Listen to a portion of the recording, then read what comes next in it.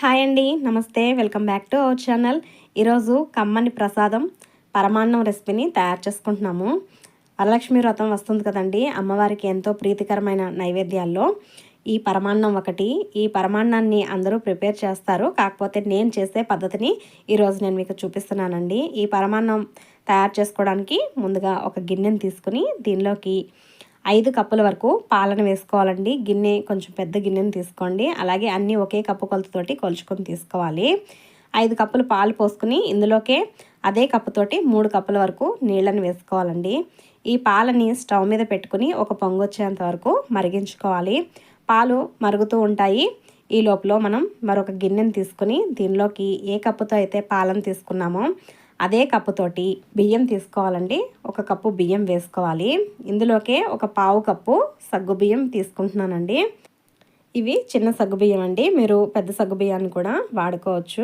ఈ సగ్గుబియ్యాన్ని కూడా బియ్యంలో వేసుకోవాలి. ఇప్పుడు ఇందులోకి నీళ్లు వేసుకుని ఈ బియ్యాన్ని కడిగి తీసుకోవాలండి. 2 సార్లు కడిగి తీసుకోవాలి.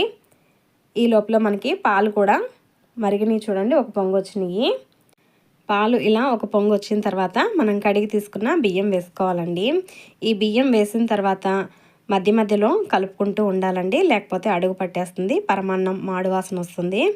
అలాగే మీడియం ఫ్లేమ్లో పెట్టి మధ్య మధ్యలో కలుపుకుంటూ ఈ పరమాన్నాన్ని ఉడికించుకోవాలి. మనం ఈ పరమాన్నం ఉడికేటప్పుడు పాలు అనేవి పైకి పొంగిపోకుండా ఉండడం కోసమని గిన్నెని కొంచెం పెద్దగా ఉన్నది తీసుకుని పెట్టుకోవాలండి. అలాగే నేను పాలు నీళ్లు కలిపి తీసుకున్నానండి. మీకు ఇలా వద్దు అనుకుంటే కనుక మొత్తం పాలనే తీసుకోవచ్చు. మనకి ఈ పరమాన్నం ఉడికేసరికి బాగా చిక్కగా అయిపోతుంది కాబట్టి నేను ఒక 3 కప్పుల వరకు నీళ్ళను కూడా కలిపి తీసుకున్నానండి. ఈ పరమాన్నాన్ని మనం మీడియం ఫ్లేమ్లో మధ్య మధ్యలో కలుపుకుంటూ ఇలా అన్నం పలుకు లేకుండా ఇలా మెత్తగా ఉడికేంత వరకు ఉడికించుకోవాలండి. ఇలా ఉడికిన తర్వాత ఇందులోకి మనం ఏ కప్పుతో అయితే పాలని కొలిచి తీసుకున్నామో అదే కప్పుతోటి బెల్లాన్ని కూడా కొలుచుకొని తీసుకోవాలండి. ఈ పరమాన్నంలోకి 1.5 కప్పు వరకు బెల్లం తురుము పడుతుందండి. నేనైతే 1.5 కప్పు వరకు బెల్లాన్ని వేసుకున్నాను. మా ఇంట్లో ఎక్కువగా పరమాన్నంలో తీపిని ఇష్టపడరు అనమాట, కొంచెం లైట్గా ఉంటేనే నచ్చుతుంది. అందుకోసమని నేను 1/4 కప్పు బెల్లం తగ్గించి వేసుకున్నానండి. మీ ఇష్టం, మీకు నచ్చినట్టుగా మీ తీపికి తగ్గట్టుగా ఈ బెల్లాన్ని అడ్జస్ట్ చేసుకుని వేసుకోండి. ఈ బెల్లం కరిగేంత వరకు లో ఫ్లేమ్లో పెట్టుకుని ఉడికించుకోవాలండి. మనం తీసుకున్న బెల్లం మంచి క్వాలిటీ ఉన్నదైతే కనుక పాలు అనేవి విరిగిపోవండి.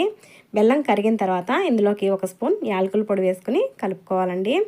యాలకుల పొడి వేసి కలుపుకున్నాక స్టవ్ ఆపేసుకుని నేతిలో వేయించిన డ్రై ఫ్రూట్స్ని వేసి కలుపుకోవడమేనండి. పరమాన్నం రెడీ అయిపోయింది. ఎంతో కమ్మగా చాలా బాగుంటుంది. నేను వ్రతాలకైనా రెగ్యులర్గా చేసుకునే పూజలకైనా పరమాన్నాన్ని ఇలాగే ప్రిపేర్ చేస్తానండి. ఈ కమ్మని పరమాన్నం వీడియో మీకు నచ్చితే ఒక లైక్ చేసి నా ఛానల్ని సబ్స్క్రైబ్ చేసుకోండి. పక్కనే ఉన్న బెల్ ప్రెస్ చేసి ఆన్లో పెట్టుకుంటే నేను పెట్టే వీడియోస్ అన్నీ కూడా మీకు నోటిఫికేషన్గా వస్తాయి.